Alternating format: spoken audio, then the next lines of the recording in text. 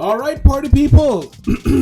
Welcome back to another episode of 40 Years of Hip Hop, where we review 1,000 songs over the span of 40 years from 1979 to 2019. And I'm your host with the most, Mr. Ron, and today, party people, we will be reviewing Bitch Don't Kill My Vibe by Kendrick Lamar from the album Good Kid, M.A.A.D City, which was released in 2012. So, party people, as you may or may not know, I'm actually getting more and more comfortable with the podcasting format, and I decided to keep it a little looser. I'm also trying on a new mic. Gotta get that good sound, so of course, so you guys could appreciate the show. So, party people, before we get into this week's review, I just want to check out, try a new little segment called Mr. Ron's Week, Well, I just, before I jump into the review, just say what's up, give my opinion on certain, facts, and actually, I believe this week was Biz-Markie passed away at the age of 57, and again, another legend gone too soon. Again, I'm pretty sure if you're under 30, you probably have never heard of Biz-Markie. Biz-Markie was part of the freshest, the coolest hip-hop group called the Juice Crew, and my man Biz, he wasn't like a lyrical rapper like a Big Daddy Kane, or a Cool G Rap. And again, he wasn't like the best looking fellow, he was a little bit overweight, and I think that's what made the charm of Biz-Markie, because even in his lyrics, he was very approachable. I feel that it was something, a person that was very human, and it showed in his rhymes, well, the ones that he wrote. Because we all know that Big Daddy Kane wrote a lot of rhymes for Biz, and again, that doesn't take anything away from the Biz Monk, who again, like, I know the Fat Boys pretty much invented beatboxing. Is that a fact? Is that a fact? Did the Fat Boys really invent beatboxing? But I know that my man Biz was just known, as one of the best beatboxers in hip-hop culture. Not only that, but his first album, The Biz-Markie Is Going Off, is basically one of my favorite albums. Definitely, from Biz. And another thing that happened, so as I learned the news of Biz-Markie's passing, I was like, oh, you know what? Let me honor the guy and, change my review, because of course I had Kendrick Lamar planned. And this week also, I actually subscribe on Spotify. Yes, I'm actually paying that freaking $10 per month. And for the same reason why I was never really impressed with none of the streaming services. I go on Spotify, like, you know what, let me check out, what they have for Bismarck, and I was not impressed, I was not impressed. Again, the collection was lacking, and there's key albums that they did not have, and that's my problem. That's my main issue with of the streaming platforms is, of course, when referring to golden age hip hop, they're gonna play, the hits, they're gonna play the classics, but sometimes you just want to hear like just a middle of the road song, that's not a classic, and of course, like, it's not a crappy song, so that's my issue with streaming services, like it's, and not only that, but sometimes, again, I'll give you an example. I'm streaming for a specific period, and I'm gonna get choices that sound the same but are not exactly what I'm looking for. Anyway, so I'm gonna keep on. So again, it's the first week that I'm using Spotify on a professional level, so we'll see how that goes. So party people, let's get back to the review. So, Bitch Don't Kill My Vibe by Kendrick Lamar. So why did I choose this song? Well, it's actually the first song that I heard from Kendrick Lamar, okay? And I discovered Kendrick Lamar through the website called Pitchfork. It's not a site that I go check out anymore. However, in 2012, I would say from mid 2000 all the way, I would say like to 2015, Pitchfork was just amazing. Now it's just at a certain point, of course, it's Mr. Ron's point of view. Whenever a website is very popular, especially a website like Pitchfork, at a certain point, I find that their integrity will be questioned, by again, putting some picks like Ariana Grande and some very, very commercially viable, music and reviews and thing that we didn't see. So that's why I don't check out Pitchfork anymore. But at that time, in 2012, it was on point, and I've discovered that track from Kendrick Lamar.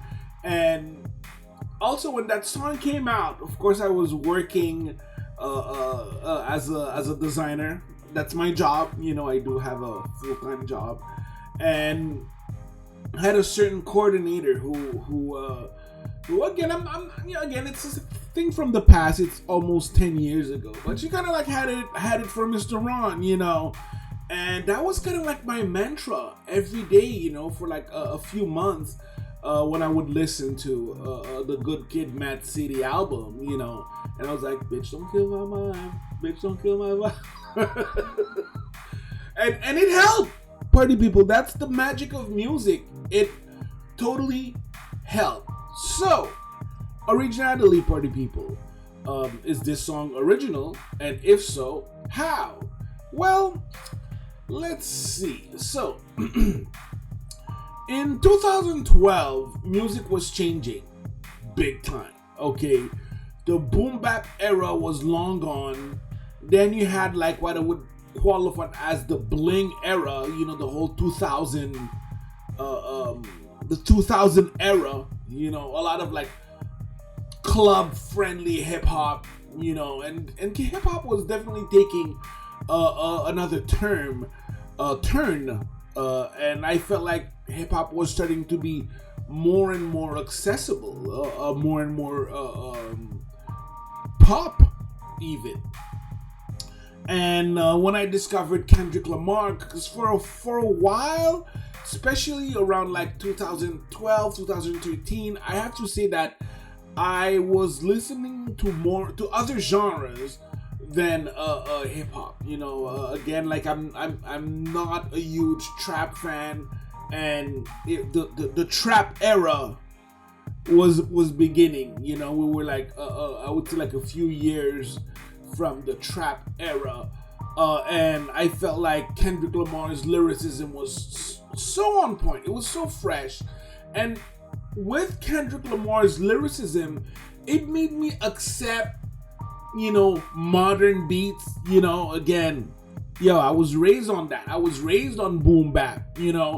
So again, it took me a while to really appreciate, the trap era beat. The 808 and the high cymbals. So it took me a while, and Kendrick Lamar totally helped that. So party people, courtesy of Discogs, this is why for Originality, I give it a 3.75 on 5. Alright. Delivery, party people. Delivery, which stands for lyrics and flow. So, from the intro, I'm a sinner who's probably gonna sin again. Oh, I was hooked. Just these few words caught my attention. I was like, okay, what does he mean by that? You know? So I chose a few lines from the first verse. I can feel the changes. I can feel a new life. I always knew life can be dangerous. I can say that I like a challenge and you let me, it's painless. You don't know what pain is. How can I paint this picture when the color blind is hanging with you? So let's break these lyrics down, part people. So let's break them down. So what the theme of that track, Bitch Don't Kill My Vibe, is basically Kendrick is explaining how, like, he's starting to notice that he's becoming more and more famous, you know, and sometimes, you know, he just wants to be another guy, you know, and just sit back, relax, you know. So I can feel the changes. I can feel a new life. I always knew life can be dangerous. See, in this verse, Kendrick is referring to the fact that his life is changing. He's becoming, just like I said, more and more noticeable, more recognizable. But sometimes, he just wants to get away from all that, you know, and all that fame can be dangerous, you know. Again, from a mental health point of view, from an ego point of view, you know, and I find it really fascinating that Kendrick went there. I can say that I like a challenge and you tell me it's painless. You don't know what pain is. In these lines, Kendrick goes and says, I like a challenge, meaning trying to keep his head and to stay true to himself is challenging, you know, and he's gonna do his best to own up to that. You don't know what pain is refers to everyone that doesn't have to deal with being a musical figure, and not just a figure, period, you know, like a recognizable figure. And the lines, how can I paint this picture when the color blind is hanging with you, refer to his lyrics and how people don't really care about lyrics anymore, hence when the color blind is hanging with you. Strong lyricism. So, of course, you know, I mean, like, the dude did win a Pulitzer Prize, you know, but we're gonna get to that later on. And party people, courtesy of genius.com, and this is why. For lyrics, which stands for delivery, which stands for lyrics and flow, Mr. Kendrick gets a 4.25 on 5. So, production, party people. Production, which consists of beat, mixing, scratching if there's any. Produced by Mark Spears, aka Soundwave, who is a top dog in-house producer. He's been with Kendrick since the Kendrick Lamar EP released in 2009. One sample deep, and it's that sweet melody by Boom Clap Bachelors with the track Tynan Flyver.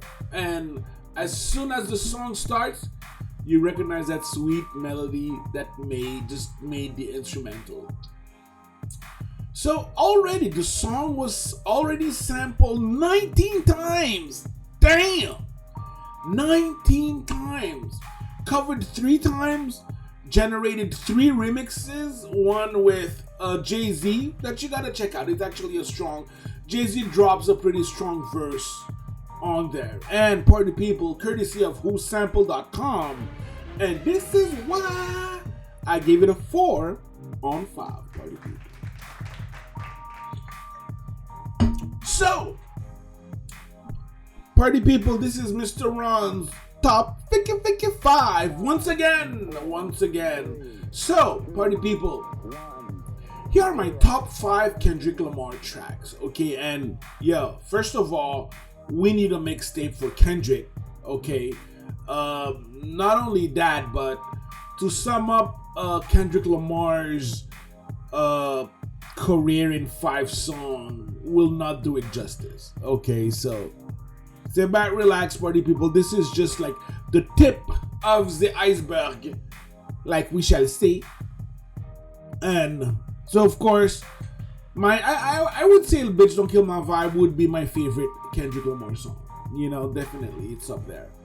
And number 2, I'm gonna put All Right featuring Kamasi Washington on the sax on the album To Pimp a Butterfly, which was released in 2015. And number 3 would go to Untitled 02 from the album Untitled Unmastered, which was released in 2016. And of course, I'm gonna go with DNA from Damn, which was released in 2017, and Humble from the album Damn also, which was released in 2017. Party people. Alright, party people, so before we get back into the review, at 40 Years of Hip Hop, we use Buzzsprout for our podcast. They get your show listed on every podcast platform available. We were able to get 10,000 downloads within a year. And as a Buzzsprout member, you will get great looking podcasting platform, an audio player that you can drop into other websites, even WordPress templates. You will also benefit from detailed analytics and tools to promote your episodes, like audio, video snippets of your podcast called sound bites. However, party people, for me, the thing that I get, the thing that I enjoy the most is that I get to generate a second revenue by talking about something that I'm passionate about. Think about it. You're probably a fan of something. Try podcasting about it. It's easy, fun, and can generate a second revenue. Party people, get started for free. Yes.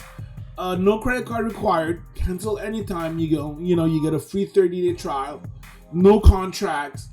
And link below in our episode notes. Party people, for 40 years of hip hop, Buzzsprout is the way to go. And now back to the review, party people.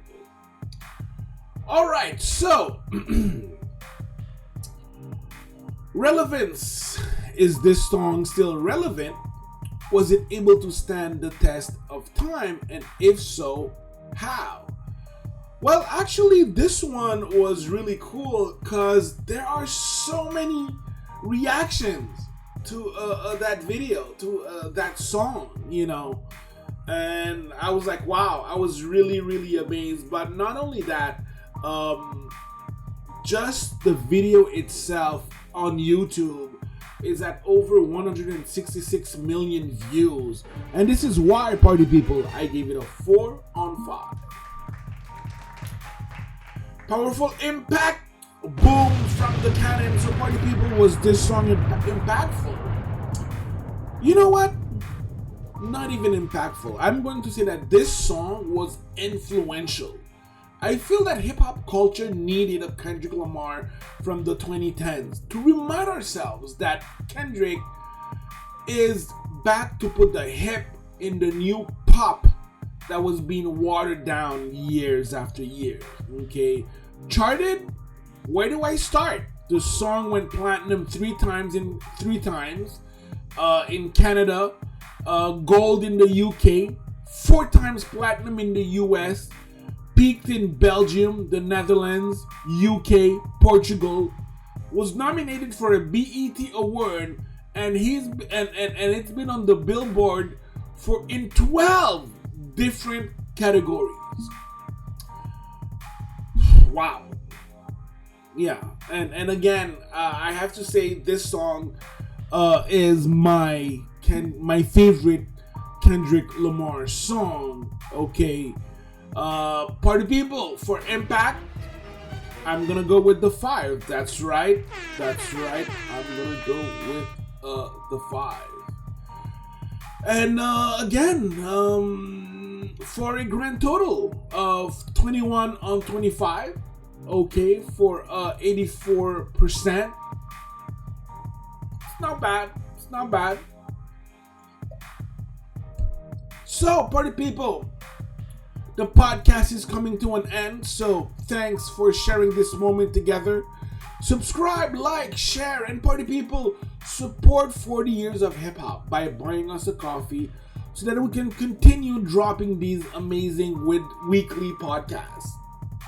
So, till the next episode, party people, where I will be reviewing Fight the Power by Public Enemy, which was released in 1990, okay, from the album Fear of a Black Planet. Party people, this is your host with the most, Mr. Ron, wishing you happy Honolulu, peace, and I'm out.